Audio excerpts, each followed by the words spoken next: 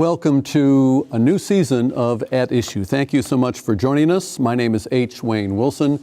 And for those of you who were looking for vintage aircraft, we did make a switch in the program, and we're going to start the new season with agricultural issues. Look for the vintage aircraft story in 2 weeks right here on WTVP. And at the top of the list of agricultural issues, the Farm Bill. Congress can't seem to get their act together on that. We're going to talk about what that means to Illinois farmers in just a moment, including a discussion on ethanol. We're going to be talking about nitrates and a lot of other agricultural issues with the president and a board member of the Illinois Farm Bureau. Let me introduce to you Philip Nelson. Philip is the president of the Illinois Farm Bureau. Thank you so much for being here.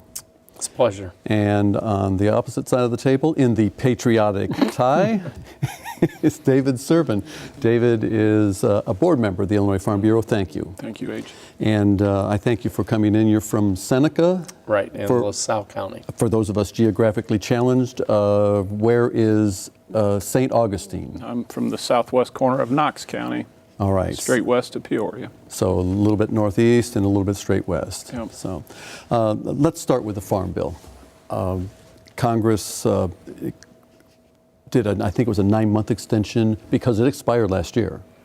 Created a 9-month extension, and now that is expiring. We're looking for action by October 1. What happens if there is no action by October 1? Well, during the August recess, H, we had a number of meetings with our congressional delegation to, as we said, bring the heat to Congress to get them to act on this very important issue. As you stated, I mean, we came through with a Senate-passed version of the Farm Bill. The House, late June, brought the House Ag Committee's Farm Bill to the full floor, and it failed. And then as a result of that, then the House leadership decoupled the Farm Bill, the commodity title, away from the Food and Nutrition Program, and then passed the commodity title. So through the recess, the House GOP have been huddling, trying to say, how do we get a food and nutrition title passed to hopefully get all of these pieces to a conference committee, then go back to both houses of Congress, get it passed, and then get to the president for approval before this current version of the Farm Bill expires. Let's put some pieces together for the audience. You talked about splitting the bill, and there's been discussion about that. So the nutrition portion and the agricultural portion. The nutrition portion is SNAP, what was called food stamps? Right, the Supplemental Nutrition Assistance Program. And was it the GOP who wanted to separate that? After the failure on the House floor, House leadership on the GOP side decided to do two things. They separated the food and nutrition programs away from the commodity title, and they also basically moved to relinquish the 1949 Act, and that 2013 would be the baseline for further farm bills. So it was really 2 or 3 steps that they put into process. That passed. So as a result of that, it's hard to conference a 3-legged milk stool without that other very important piece coming out of the House. So here in the next few weeks, there's going to be a movement afoot to try to get the House to pass a food and nutrition title. The Illinois Farm Bureau is opposed to the separation of the nutritional aspect from the agricultural aspect? Well, we are very concerned. I happened to be out in Washington when this debate was happening. Historically, we've always looked to try to keep the two programs together for a number of reasons. Number one, it takes a whole host of votes in order to move a farm bill. And as we've gotten further and further removed from production agriculture, we need that urban vote to get behind a farm bill. So when they decoupled that, we think it loses that momentum of not having sometimes the much needed votes to put together farm policy. Let's turn to the reality of the farm. You farm corn and beans primarily. You're out of the dairy business. Yes. Okay, so just corn and beans for right now. Okay. How many acres? My father and I farm around 1,400 acres of tillable ground. Okay, and there used to be a subsidy program. Is the subsidy program doesn't exist anymore? With the new program, that subsidy goes away, and You know, a lot of the farm bill debate is because we're so regionally different. You know, the Midwest from, say, the South, and the cotton growers and some of the areas to the South, they relied more on the subsidies than, say, the Midwest area. For us in the Midwest, crop insurance has been the main thrust that we're looking at in this farm bill. And that's, you know, with last year with the drought, that turned out to be, it saved many farmers in this state from having a financial hardship last year because we had that crop insurance to fall back on. And so that's one of the things we want to be of big importance in this new farm bill.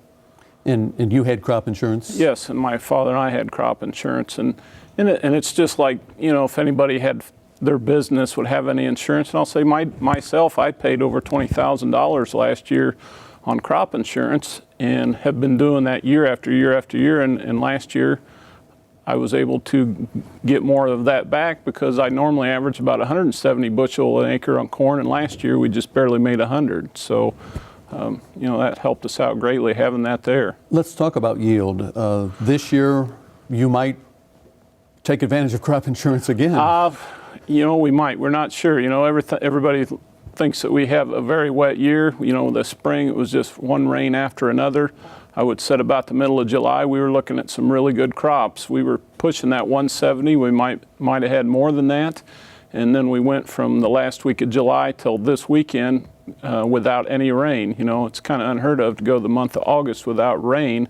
And traditionally, that's what makes your soybean crop is the rain that you get in August. And, you know, we didn't have that. So I'm hoping we don't have to use crop insurance this year. I'm hoping the yields will come in above that level. But, you know, you just don't know at this point until we get out there and harvest it. Philip, do you have an idea of yields, or at least projected yields? Well, we were dry early on after one of the wettest springs that we've ever encountered. And we went 3 weeks without mowing our yard, if that's any indication. So I think it's going to be highly variable. I think we're going to be in that 140 to 170 or 180 range. And the beans are still anybody's guess at this point in time as we get into the critical period of setting pods and filling them. So if we have a low corn yield coupled with last year's low crop, is there concern about what we call, I think we divide it up into feed, fuel, and food. Is there concern that we might not have enough corn, for instance, to meet all three demands? I don't believe so. Farmers responded to last year's drought. We planted 97 million acres of corn, the most ever. Even at trendline yields in that 160 range, we're still going to have a fairly healthy carryover given the amount of acres that were planted. And as we witnessed last year, even with a drought, we still had enough bushels in the pipeline to fulfill the needs of food, the feed industry, as well as the fuel industry. So if we have, David, an adequate corn supply, corn really isn't very high in price. You're just somewhat over what I'll call break even. Is that a fair assessment? Right now, that's a fair assessment, yes. What happens if we drop a little bit lower on corn? On yield-wise? Because beans are staying high, but... You know, that'll, of course, I would say at this point, you know, Phil was just mentioning the number of acres that we planted. Well, we'd probably see those same acres, if not more, corn planted next year. The market seems to always figure it out. I guess that's what the market's there for. Of course, we'll have, if we come in short, the market's going to go higher. There's always other options for feed. Of course, with grain right now and ethanol, we have a lot of byproducts that the livestock users are using at that point. You know, there are other options such as using wheat or, you know, some other feed alternatives. You know, we have talked in the past about how we build our exports, and we've come off a period where we've had $7, $8 corn, and we've lost some of our markets. And so the chance now the market prices come back down, we'll hopefully be building some of that market back up. But generally, you know, going by the price, the American farmer, he's going to plant whatever, You know, if beans are more profitable, then we'll plant more beans. If corn, you say we have a shortage, then we're probably going to be planting more corn next year. We'll respond to what the market wants us to do. Farmers often tend to respond to the marketplace, and if you look back at old farm bills where we had set aside programs on that, and I think when we got into the whole Freedom to Farm bill, farmers wanted to respond to market conditions, and thus I think it's healthy for both sides of the equation, and farmers will step up to the table and fine-tune their operations to see whether they plant more corn or soybeans given the prices. David mentioned ethanol.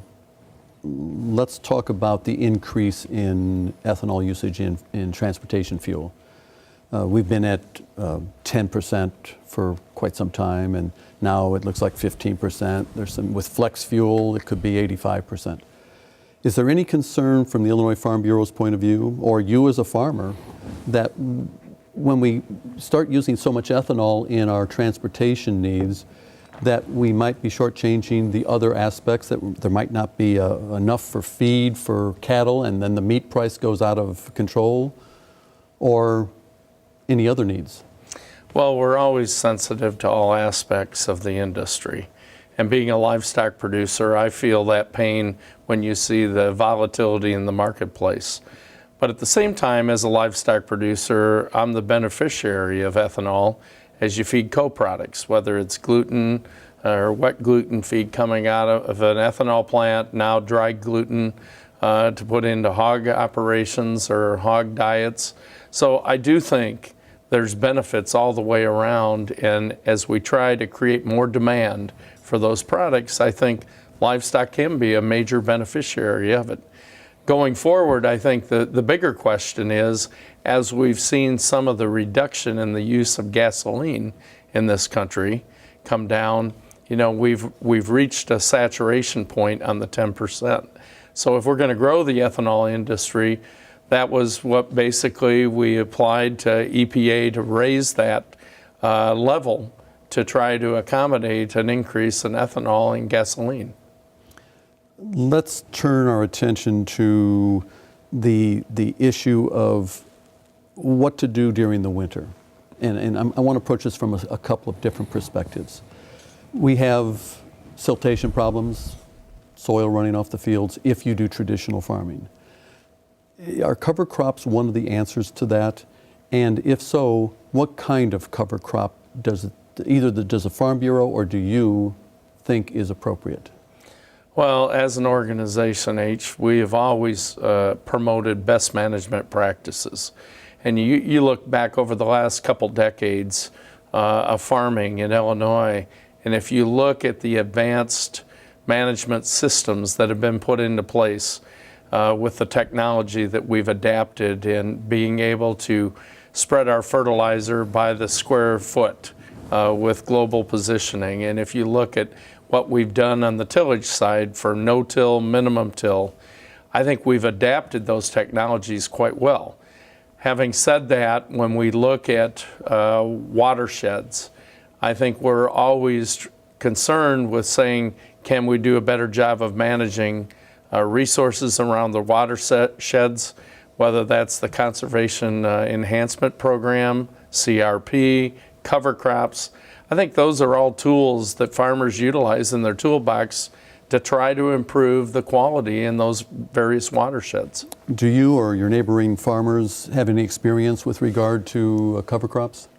Well, I think cover crops is kind of one of the hot topics right now. If you go to any agricultural meetings, Farm Progress Show, I think you're probably, I don't know if you've been to that or not, H, but not this year, but down at Decatur this year, they actually had test plots from the cover crops. And, you know, there's a lot of things coming out. It helps enrich your soil, helps the water filtrate down better. You know, we talk about radishes and turnips, not like the ones in your garden, but like big ones that are out there that help break up the soil, help absorb any leftover nutrients from say the corn or the soybeans. And some of them, that provide nitrogen for the next year. And so this is a big topic. I mean, and like you say, on my neighbors, I mean, I'm in an area where, sure, there's a lot of nice flat black ground, but there's also some rolling hills. And so putting this on that rolling ground helps preserve the soil that is there, and doing things like that. You're talking about, I'm sorry, but I just want to make sure, you're talking about radishes this big? Yes. Not for market? Not for market. It stays in... It stays in the ground, Okay. and deer love them, so, but... Go ahead, Ned. Well, farmers have stepped up to the table in this area. Going into effect about a year ago, the Nutrient Research Education Council, commonly known as NREC, was formed, and farmers basically participate with taking off a checkoff out of the tonnage that is used of fertilizer to go into a research education council that basically is promoting best management practices in farming operations going forward. So in working with the Department of Ag, we're trying to set up system approaches to try to do the very best job that we can in our farming operations in truly managing the environment around us. There was a wetland created over in Bloomington several years ago. It's called the Grove at Kickapoo Creek. It's a subdivision, houses around a wetland. There's agriculture to the north, it's row crops, and it was designed to do two things. One was to have the appropriate amount of silt go downstream, because New Orleans wants silt. They don't want a lot of it and they don't want none of it. They want the right amount to flow. And it was also to look at nitrate levels. And the surprise to the US EPA and to the IEPA was that they expected tile drainage to be a source of nitrates coming out. But instead it was surface runoff. And this was just, the study was just concluded. Are you surprised at that? And what might be, and I will say this, there was traditional row crop tillage. There was no no-till or anything like that. So a surprise to you? I guess a mild surprise because I think as farmers, we're doing a better job of managing those resources that we put out there, whether it's dry fertilizer or the nitrogen, especially in corn operations. It used to be where farmers would just do one application, and maybe in the fall of the year, we're now seeing split applications using less nitrogen, but going over the field multiple times to give that plant the nitrogen when that plant needs it the most. That's part of some of the trials that we're working on with the Council for Best Management Practices.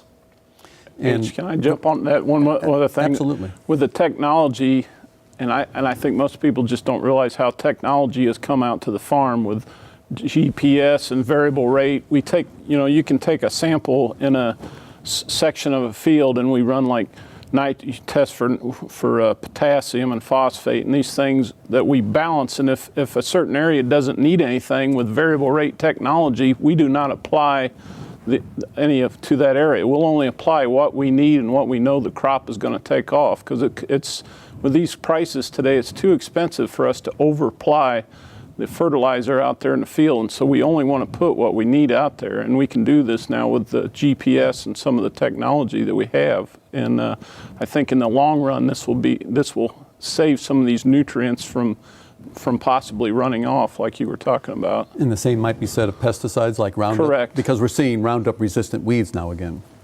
Correct. And I think also our management has to change as something like this happens. And a lot of people have the view that Roundup, that's the only thing we use. Well, there's other, like he was talking about the split application of fertilizer. We've gone where we do a split application of say, put something down when we first plant the crop to hold the weeds back. And then when we come back later, we're able to use Roundup at a lot lesser rate to get the weeds that are out there. And it's just, you're constantly tweaking what you're doing. You don't do the same thing over and over again. You're constantly having to change what you do. I want to talk a little bit about image as we come to the end of our half hour. Let's talk, you were a hog farmer at one time. Yes. No longer. Not for the present time, but we're looking to get back into it maybe in another year. Okay. But not in large numbers. You weren't a large hog farmer? Well, that depends on what you consider large. We raised about 4,000 hogs a year. 4,000? There are, of course, there are groups in America who've been opposed to what they call factory farms. Having raised large numbers of hogs, have you done a good job of explaining what those kinds of operations are? And are they factory farms, in your opinion? Well, I think we I know have the answer to that, I'm sorry. Well, we've learned our lesson in production agriculture that we've done probably as good a job as anybody on the face of this earth of producing. Now we're coming around where we're having to do a better job of telling our story and educating that consumer. And in 2008, that was kind of a wake-up call for us in Illinois, where I got basically all the commodity groups together. We met at the state fair and said, how do we do a better job of telling that story to the consumer and reconnect with that consumer?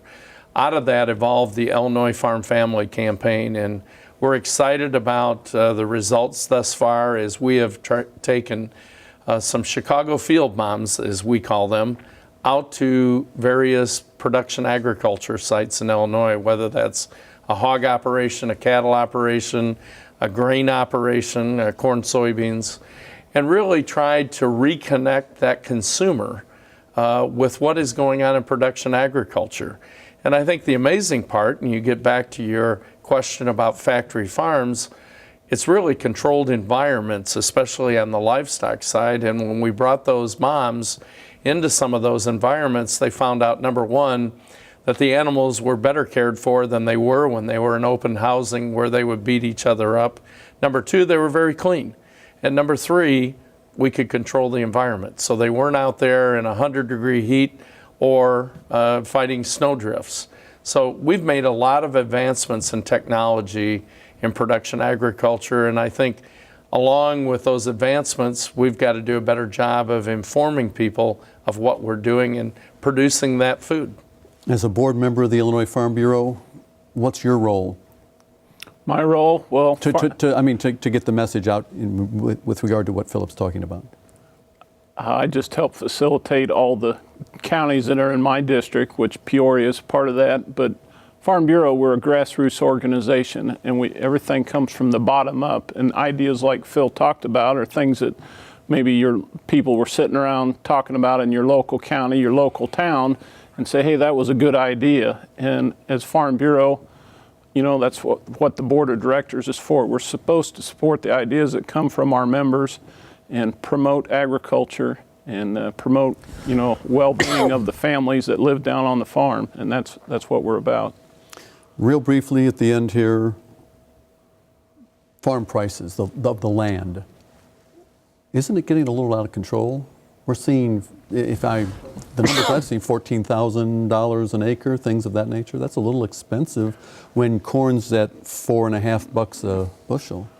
Well, I definitely think that the land price is going to level off, and it might come down here in the near future. But we're talking about we've had an all-time low in interest rates, which has made it attractive for people to finance.